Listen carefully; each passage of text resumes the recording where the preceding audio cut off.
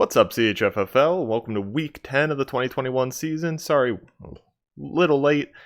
I'm going to have this up right around kickoff time, hopefully 20 minutes early, so you can use it for whatever last minute moves you need to make, but I think I'm old, moving a little slow these days. Anyway, we're going to recap week 9. We're also going to take a little look at what happened in Interleague. Spoiler alert, there are two outliers, and they're not outliers because they're good, and they're both in the same conference. Then we'll get into predictions for week 10 as we hit the home stretch, the last round of in-conference round robin before playoffs. Last week I went 5-1 prediction, with my predictions bringing me to 34-20 on the season. I missed. Marty was able to pull it out over Wes, even with his team kind of banged up, so good win there.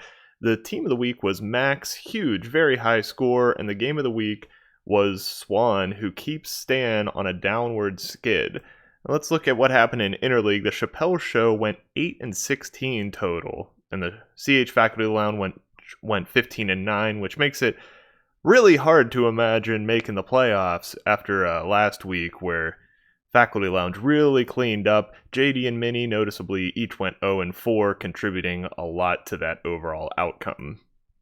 Waivers this week, two main pickups. Mark grabbed Jordan Howard for $43. Doesn't have him in his starting lineup, which is interesting to me. And then Parker got Mark Ingram for $15 with the news that Alvin Kamara is out and Ingram was added. Should already be familiar with this with the situation on the team. Good pickup there. Let's get into this week's matchups. We're going to start in the Faculty Lounge Conference, where we have Max's Wickers Knickers versus Parker's Chuck Taylor Shamalamas. Pa is just lousy with handcuffs. He's starting Durnest in Cleveland this week, A.J. Dillon in Green Bay, Mark Ingram as he just picked up. He's really scrapping together a team that actually looks pretty good with Harris and Edmonds out for him. He needs those running backs to work. Max is mostly at full strength, though, and coming off that team of the week, I just can't see myself predicting against him, so we're going to take him in this matchup. Moving on to my Clip Game Champions versus Mark's Pop into the Moon. Fantasy football is nothing but pain.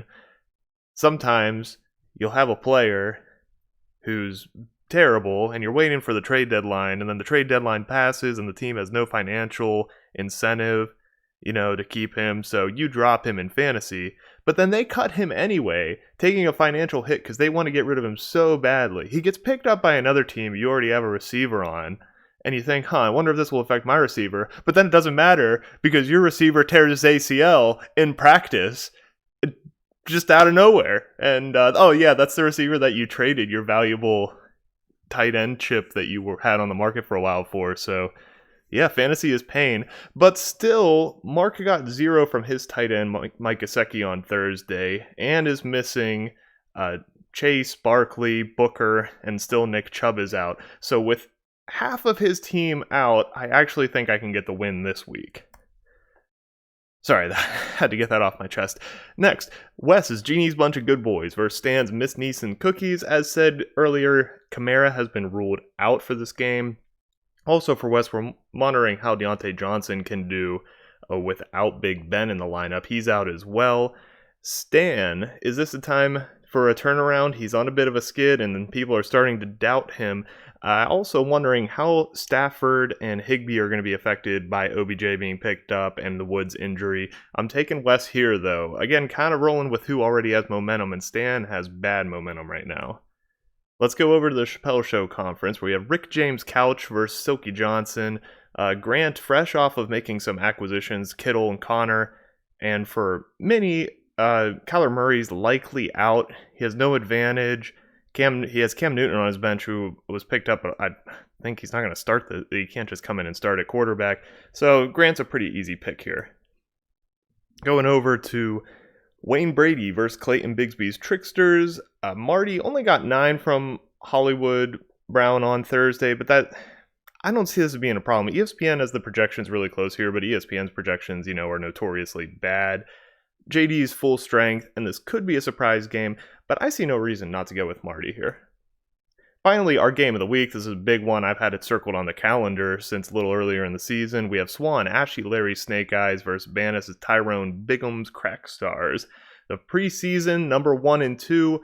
both projected to make the playoffs right now, trying to fight Grant off as he keeps picking up pieces to try and give them a battle. Swan got 13 from Lamar Jackson on Thursday. Banis got 29 from a combination of Andrews, Gaskin, and Tucker. Mostly Andrews. Glad that trade's working out for him, to be honest.